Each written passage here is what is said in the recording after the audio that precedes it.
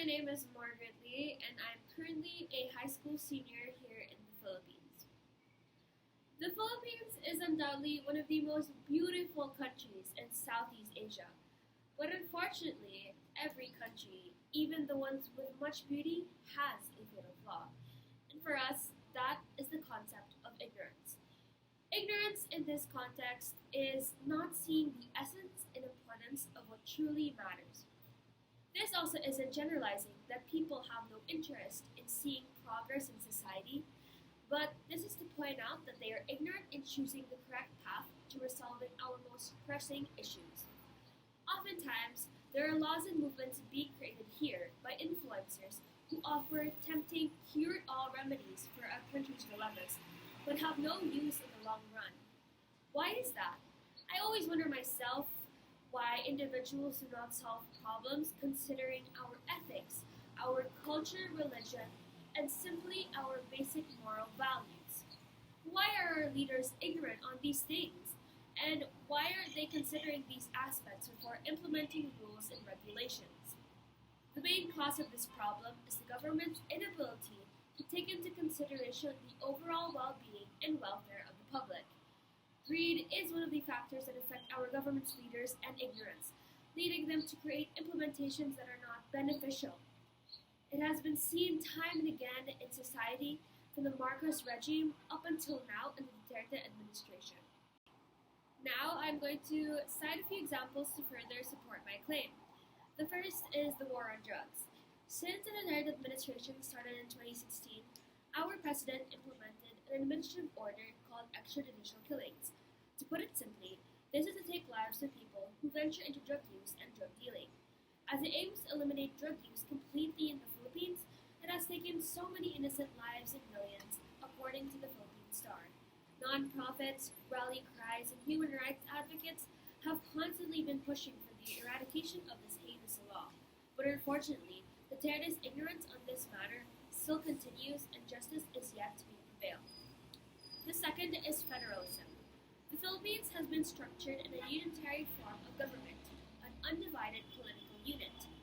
President Duterte proposed for a federal or presidential model patterned after the U.S. federal system, saying it will benefit local government units share to chart their own economic destinies and to give considerable autonomy that will benefit secessionist tendencies in Mindanao by Muslim groups.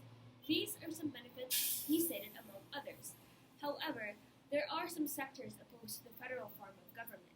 While the Duterte administration is convinced of the benefits of federalism for the Philippines, other sections in academy and civil society have expressed opposition toward the shift. The reasons put forward by those against the shift of federalism are as follows. First is decentralization. These federalist governments that are less decentralized than unitary ones and prime examples lie right next to us. Second, there is great concern that federalism will lead to greater division and chaos in the Philippines. It can lead to overlapping and contradictory policies in different parts of the country.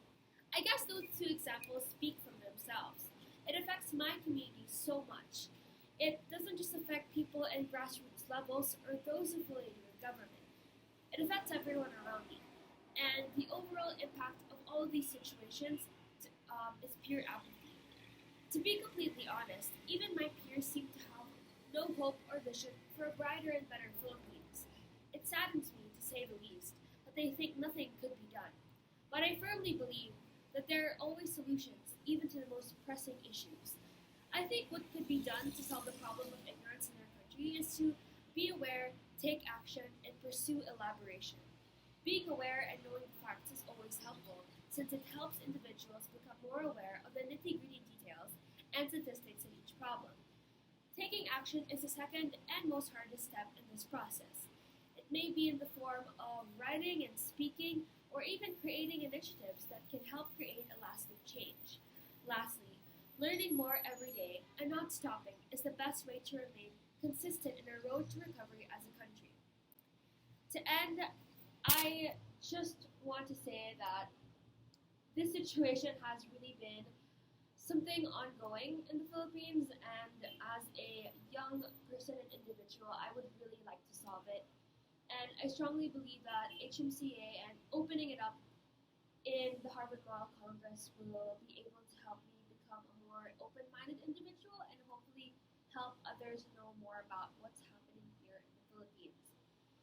Personally, it is seen in many more problems, more than I have stated, more than just federalism, more than just the war on drugs. It's seen in controversies. There are people in politics being discriminated because they're a woman. There are people being discriminated just because they aren't part of this monarchy. And I would like to solve that. And ignorance has prevailed for so long because no one has really spoke about it or done anything. And while I do understand ignorance is a very wide concept, I think that it makes the most sense to speak about because it covers almost all of our social issues happening here today. And while I think that, many more issues are ongoing, I feel like ignorance encapsulates all of what Filipinos are going through right now. And I think what's really important is just to talk about it, just to point out that this is something that everyone has been experiencing. And I feel like justice should prevail for all.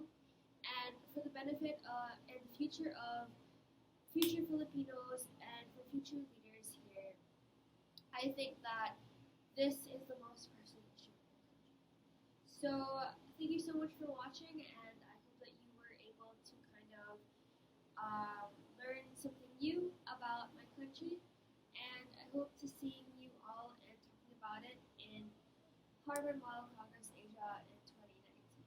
Thank you so much for listening, and I wish you all the best.